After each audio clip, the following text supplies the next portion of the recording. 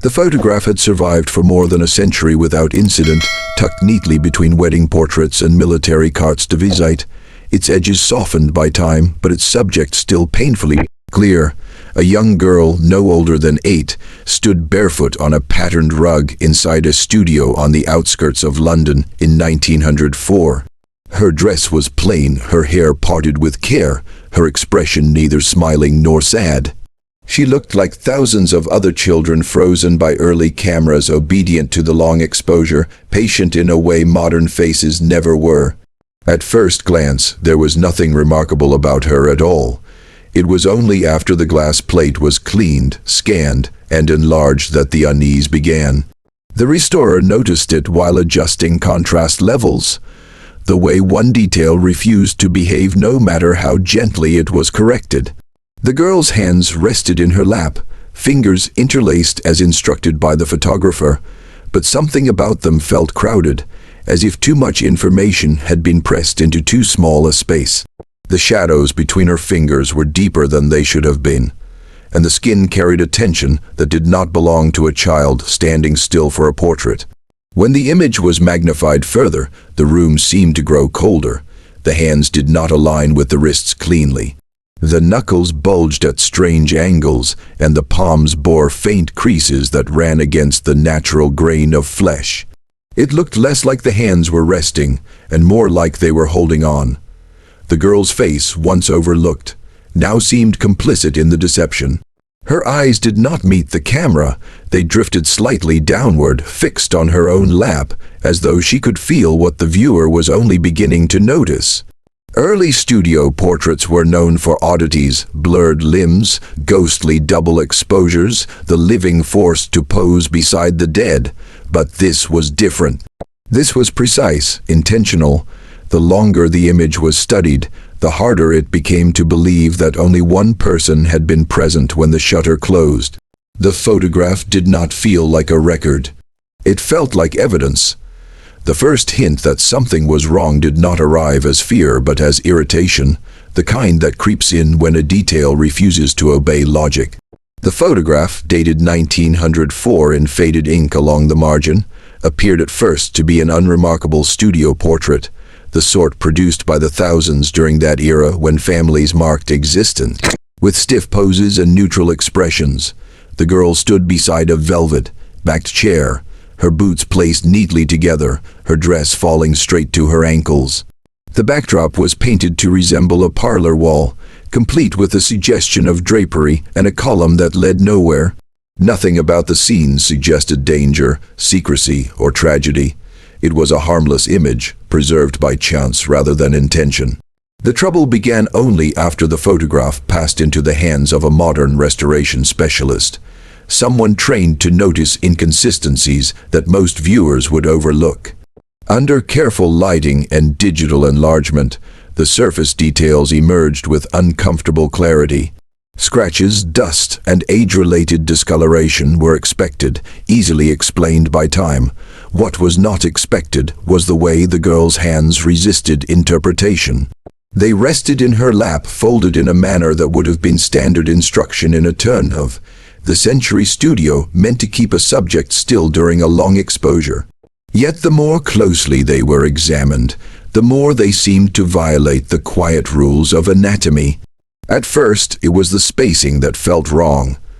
The fingers were interlaced, but not naturally so, as though the hands had been guided into position rather than choosing it. The joints did not align smoothly, and the shadows between them were unnaturally dense, suggesting depth where there should have been none. Early photographic processes were notorious for exaggerating contrast, but even accounting for that, the darkness between the fingers seemed too deliberate, too contained. The hands appeared compressed, crowded with detail, as if more were present than the eye was meant to register. When the image was magnified further, the discomfort sharpened into certainty. The wrists did not transition cleanly into the hands. The angle was subtly off, almost imperceptible until compared against anatomical reference, but once noticed it could not be unseen. The bones suggested a tension inconsistent with a child instructed to remain still. Instead of the relaxed rigidity typical of young subjects, there was strain, a sense of resistance held just beneath the skin. The fingers curved inward with a firmness that implied purpose rather than obedience. What truly unsettled the restorer was not a single flaw, but the cumulative effect of many small deviations. Each finger appeared correct when isolated, yet together they formed a configuration that felt assembled rather than grown. The thumbs sat too low, the knuckles too pronounced, the palms marked by creases that ran against expected patterns. These were not distortions caused by movement or exposure time.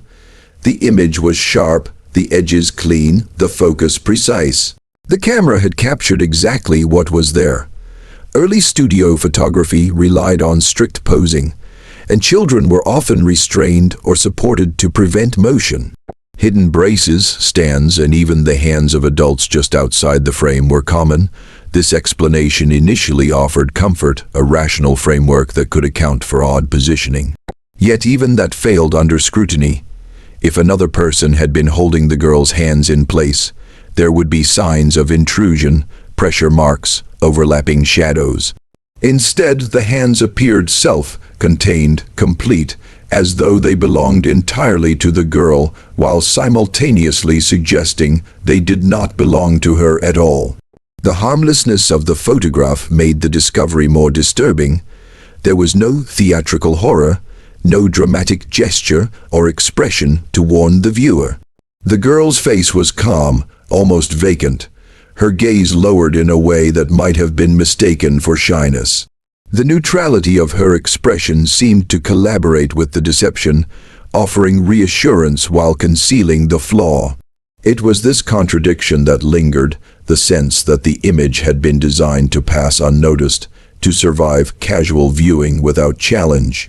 Historical context deepened the unease rather than resolving it. Photography in 1904 was a careful, methodical process. Subjects were positioned deliberately, and mistakes were costly. A photographer would have noticed a child's hands posed incorrectly, especially in such a central, visible manner. The fact that the photograph was developed, mounted, dated, and preserved suggested that no one involved had questioned the final result. Or, more troublingly, that they had seen exactly what they expected to see. The longer the image was studied, the more it seemed to resist classification as an accident. The hands were not blurred, doubled, or distorted by motion. They were crisp, intentional, and wrong in a way that suggested design rather than error. It raised the unsettling possibility that the photograph was not simply documenting a moment, but concealing something within it. A detail subtle enough to escape immediate notice, yet precise enough to survive more than a century intact. What made Key Point 1 so significant was not merely the discovery of an anatomical inconsistency, but the way it reframed the entire photograph. What had once appeared harmless now felt staged, almost baited, as though the image invited inspection only after trust had been established. The girl's hands became the focal point not because they demanded attention, but because they quietly betrayed the truth of the image's origin, transforming a simple studio portrait into the first piece of evidence that something impossible had occurred at the moment. The shutter closed. The second turning point emerged not from the shape of the hands, but from what seemed to exist within them, revealed only after the image was pushed beyond normal restoration practices. As the photograph was scanned at higher resolutions, the restorer began isolating texture rather than form, separating surface grain from underlying contrast.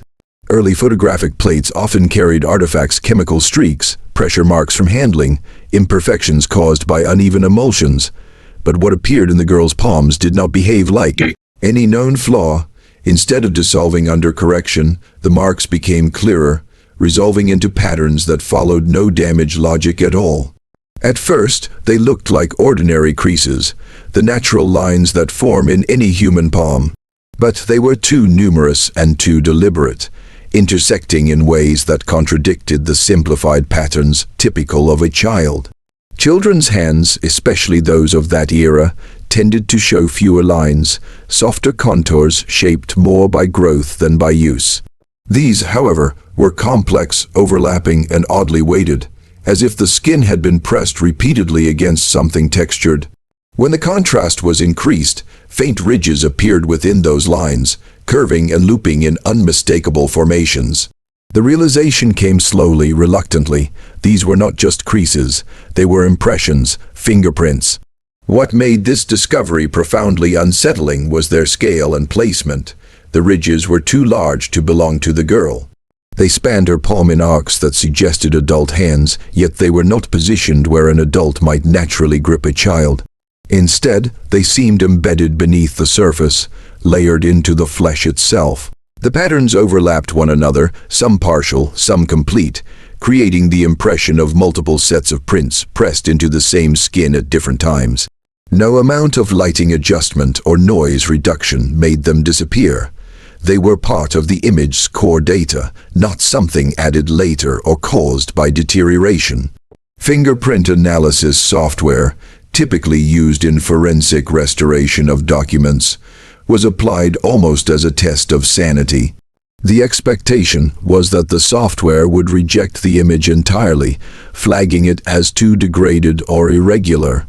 Instead, it detected ridge flow with unsettling confidence. The loops and whorls were inconsistent with one another, varying in orientation and pressure, as though several hands had left their mark, each distinct and incomplete. Some prints appeared truncated, ending abruptly as if cut off by the edge of bone. Others curved unnaturally, bending around the shape of the palm in ways living hands could not have produced. The question of how such impressions could exist within a photograph from 1904 defied easy answers. Fingerprint science was still in its infancy at the time, unknown to most of the public, and certainly not something a provincial studio photographer would have manipulated for effect. There was no known photographic process capable of embedding the appearance of subdermal fingerprints into a subject's hands. Double exposure could layer images, but it would affect the entire frame, not selectively alter the internal texture of skin while leaving fabric, hair, and background untouched.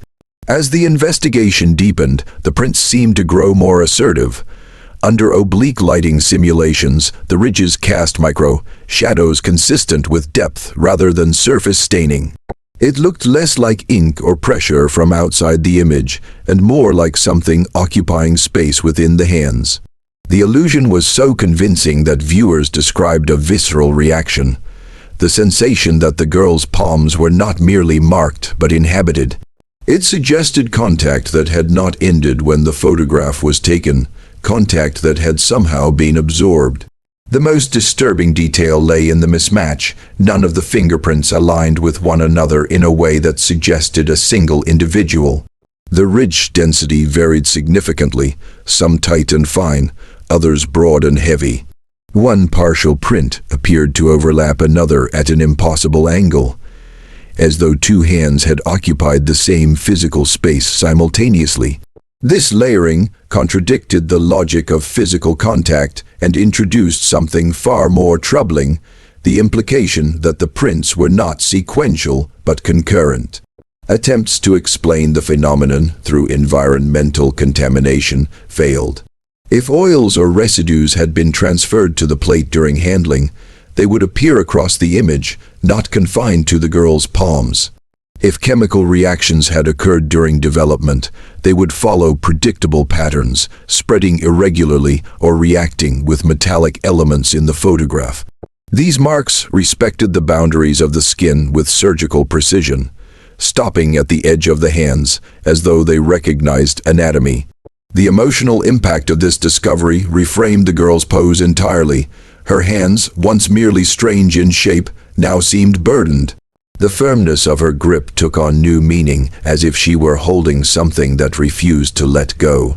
The downward cast of her eyes no longer read as shyness but as awareness, the quiet focus of someone feeling pressure where no pressure should exist. The photograph began to feel less like a record of how she looked and more like a document of what was happening to her. What made Key Point 2 unbearable was the implication of intimacy. Fingerprints are among the most personal marks a human can leave, proof of touch, identity, and presence. To find them layered beneath a child's skin suggested not just intrusion but possession, contact that had bypassed the surface and embedded itself deeper.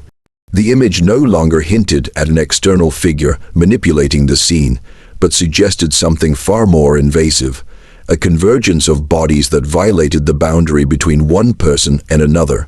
Frozen forever in silver and shadow, the third turning point shifted the focus away from the photograph itself and toward the circumstances of its creation, a move that at first felt like a grounding exercise, an attempt to anchor the growing unease in documented history. The studio's name, faintly embossed along the lower edge of the mount, was barely legible, but with careful enhancement it resolved into a surname and a street address that no longer existed under that name.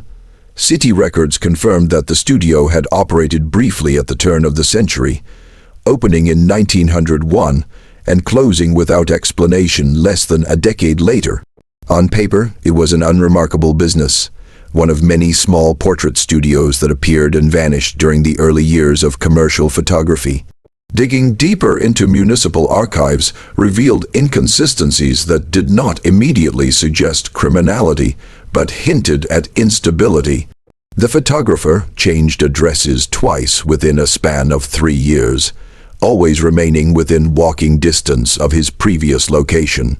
Business permits were renewed irregularly, and tax records showed abrupt fluctuations in income that did not correspond to seasonal demand. These details alone meant little, but they painted a picture of a studio in quiet turmoil, never quite settled, always in motion. It was the kind of restlessness that invited further scrutiny, particularly in light of the photograph's peculiarities. The first explicit red flag surfaced in a yellowed police ledger tucked among unrelated reports. The entry was brief, almost dismissive, noting a complaint filed by a local woman regarding her daughter, last seen entering the photography studio for a scheduled sitting. The case was marked unresolved but inactive, closed within weeks due to lack of evidence. No body was found, no signs of violence recorded. The girl was presumed to have run away, a conclusion reached with uncomfortable speed. In isolation, the report might have remained an unfortunate footnote, but further searching revealed it was not unique. Over the next several years, at least 4 similar complaints appeared, all involving children, and all connected in some way to the same studio. Each report followed a disturbingly consistent pattern. A child was brought for a portrait, often alone or accompanied briefly by a parent who did not remain for the sitting. The appointment time was recorded. The child was never seen leaving. In each case, the photographer claimed the session had been cancelled or that the child had departed early. Without witnesses or physical evidence, authorities had little to pursue. The cases were quietly folded into the margins of larger, more pressing investigations. What made these discoveries especially unsettling was the lack of escalation. No raids, no formal charges, no sustained inquiry. The photographer was questioned once, according to surviving notes, and described as cooperative, even helpful. He offered his appointment books, which were found to be incomplete but not overtly falsified. He continued operating his studio without interruption. The absence of decisive action suggested either remarkable incompetence or something more subtle, a collective reluctance to look too closely at what could not be easily explained. Newspaper archives added another layer of discomfort. Short notices appeared sporadically over the years, announcing the disappearance of local children. The descriptions were minimal, the language restrained. In one instance, a girl's age and clothing were listed alongside a note that she had been recently photographed. The studio was not named, but the timing aligned too closely to ignore. These notices never followed up with conclusions. They simply stopped appearing, replaced by other news, other tragedies, as though the town had learned to absorb loss without demanding answers. The photographer himself remained a shadowy figure. Census records confirmed his existence but offered little insight into his life. He lived alone, employed no permanent assistants, and left no known family behind. When the studio closed, he disappeared from official documentation entirely. There were no death records, no emigration papers, no trace of him beyond the city's boundaries. It was as if his identity had been confined to that small radius of streets and dissolved once the doors shut. The connection between the missing children and the photograph began to feel less circumstantial and more structural. The image of the girl with the impossible hands now carried the weight of context. She was no longer just a subject, but potentially one of the last records of a child who never returned home. The precision of the photograph, its careful composition and technical excellence, took on a predatory edge. It suggested intent, patience, and repetition rather than a single aberrant act. What made Key Point 3 so destabilizing was not the confirmation of wrongdoing, but the realization of its scale and invisibility. The studio had existed in plain sight, its work displayed in homes and albums, its products cherished as keepsakes. If children had vanished there, they had done so without spectacle, leaving behind only silence and images. The photograph ceased to be an isolated anomaly and instead became part of a pattern, a fragment of a larger process that had unfolded quietly, protected by social trust and the limitations of era's investigative reach.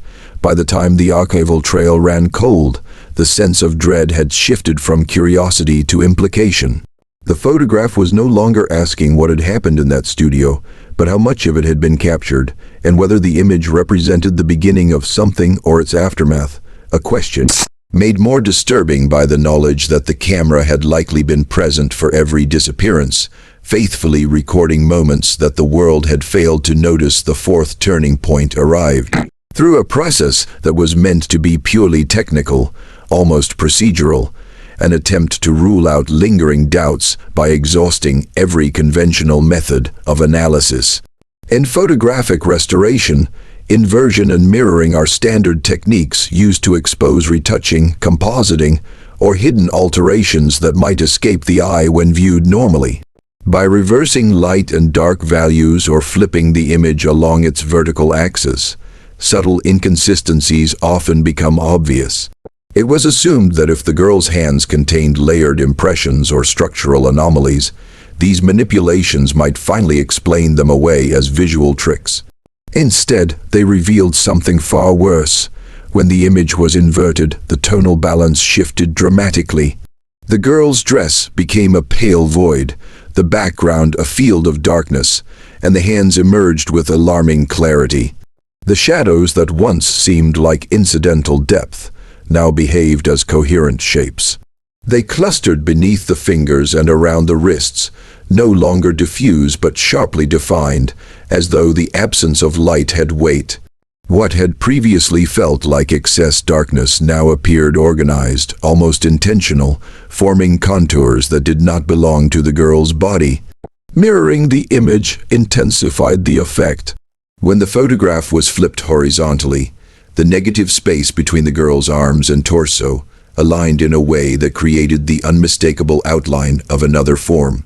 It was not a complete figure at first glance, more a suggestion than a declaration, but the longer it was studied, the more precise it became. The curve of a shoulder emerged from the backdrop's painted drapery. A bowed head took shape from overlapping shadows near the girl's lap.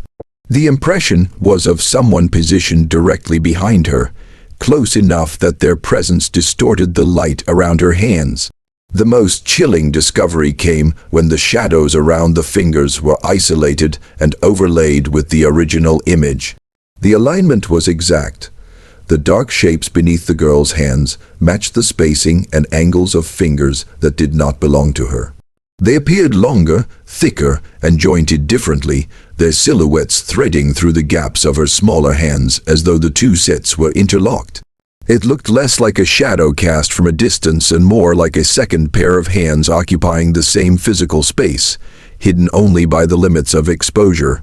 Early photography required subjects to remain motionless for several seconds, sometimes minutes, which often resulted in ghostly artifacts if anything moved during the exposure. But those artifacts were typically blurred, smeared across the frame, their forms indistinct. What appeared here was sharp and stable. The shadows held their shape with discipline, respecting the boundaries of the girl's body while asserting their own presence. They were not the byproduct of motion, but the record of something still. Further manipulation confirmed the horror.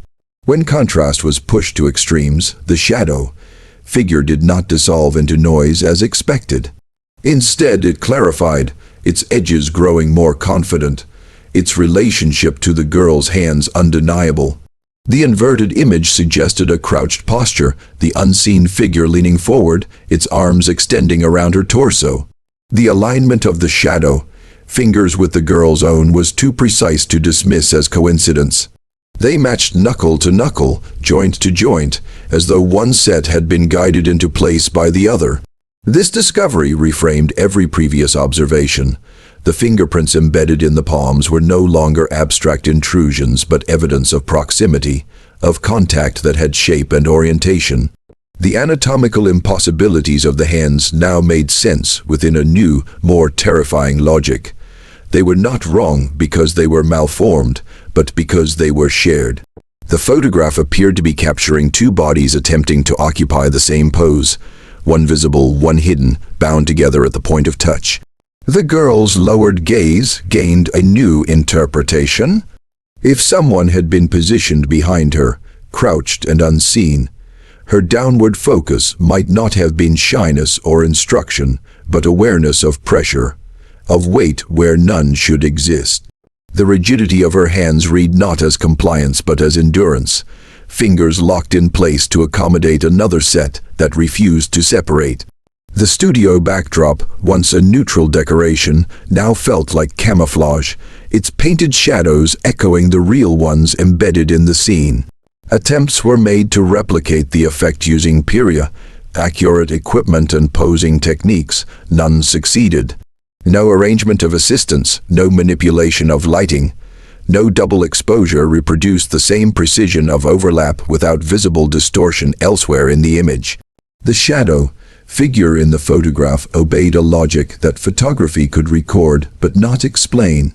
It behaved as though it had been present in the room, in a way that light recognized but eyes did not. What made this turning point so devastating was its specificity.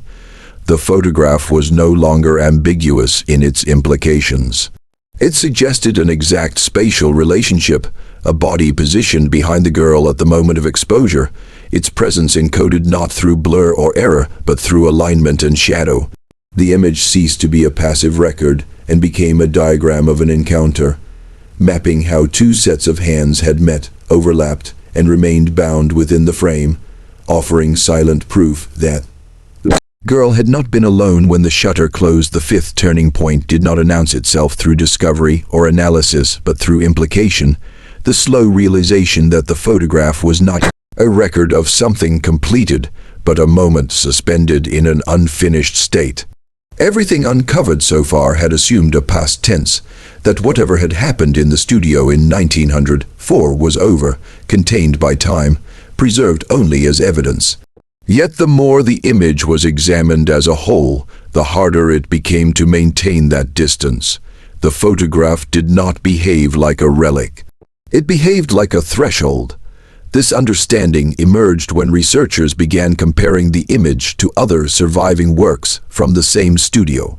While no photographs showed the same overt anomalies, several shared subtle consistencies that now felt intentional rather than stylistic. Children were often posed with hands folded or clasped, positioned carefully at the center of the frame.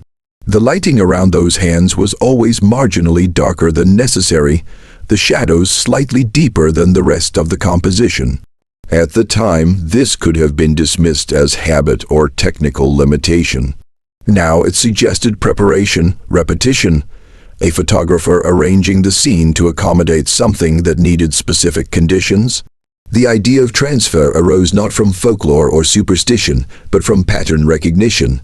The fingerprints in the girl's palms were not random.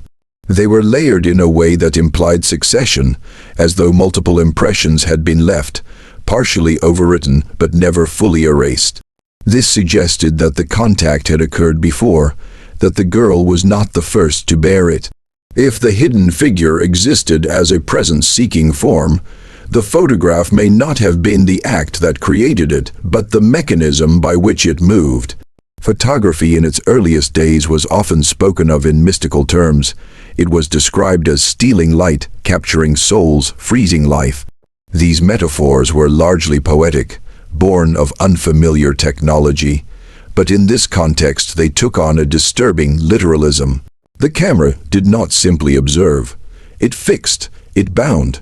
If something incomplete or displaced entered the frame at the moment of exposure, the photograph could serve as an anchor, a place to settle temporarily while searching for continuity elsewhere. The girl's hands became central to this theory. Hands are instruments of interaction, of holding, passing, receiving. The interlocking pose was no longer just symbolic, but functional, a necessary point of contact. The hidden hands aligned with hers not to conceal themselves, but to synchronize, to learn shape and scale. The fingerprints beneath her skin suggested rehearsal, repeated attempts to match, to adapt. The photograph captured not a finished possession, but a convergence in progress. Archival anomalies supported this interpretation in subtle ways. The photograph had changed ownership multiple times over the decades, often without clear records of how it passed from one collection to another. In several instances, it appeared in inventories unaccompanied, lacking the surrounding images from the same album. One collector noted that it was frequently found misfiled, placed among unrelated photographs as though it resisted being grouped. Another reported an inexplicable reluctance to discard it, even when downsizing, a sense that removing it entirely would leave something unresolved. Modern viewers reported reactions that echoed this unease. Prolonged study of the image produced sensations that were difficult to articulate: pressure in the palms, tingling in the fingers, a heightened awareness of one's own hands resting in familiar positions. These accounts were anecdotal and inconsistent, yet their similarity was unsettling. It was as though the photograph invited a response, a subconscious mirroring that drew attention to the same point of contact it emphasized within its frame. The notion that the transfer was unfinished reframed the girl's fate in a way that was both merciful and horrifying. Perhaps she had not been consumed or erased, but interrupted, frozen at the moment when the process required completion. The photograph preserved her at the threshold, her hands locked in place to prevent something from fully arriving. This would explain the tension in her pose, the strain in her fingers, the downward focus of her gaze. She was not passive, she was holding something back. The shadow, figure's crouched posture, revealed through inversion and mirroring, now read as provisional, incomplete. It lacked a clear face, a stable outline. Its hands were the most defined part, the first elements to align, to synchronize with the visible world. Hands are how we confirm reality, how we test boundaries. If the figure was attempting to cross from one state to another, this was where it would begin.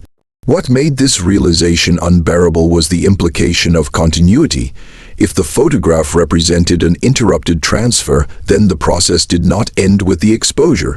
The image itself could function as a conduit, a suspended moment waiting for reactivation. Each time it was viewed, handled, studied, the conditions of attention and focus were recreated. The photograph did not decay into irrelevance. It persisted, its details sharpening under scrutiny, its anomalies revealing themselves only when someone looked closely enough. The girl's hands were not merely revealing a frightening detail. They were asking for participation. The interlocked pose invited imitation, a subconscious alignment between viewer and subject. To study the photograph was to engage with it physically, to feel one's own fingers rest, interlace, press. In that act, the boundary between observer and image thinned. The photograph was not showing what had happened. It was preserving what was still happening, paused but unresolved. waiting for the moment when another set of hands might unconsciously assume the same position and allow the transfer to continue.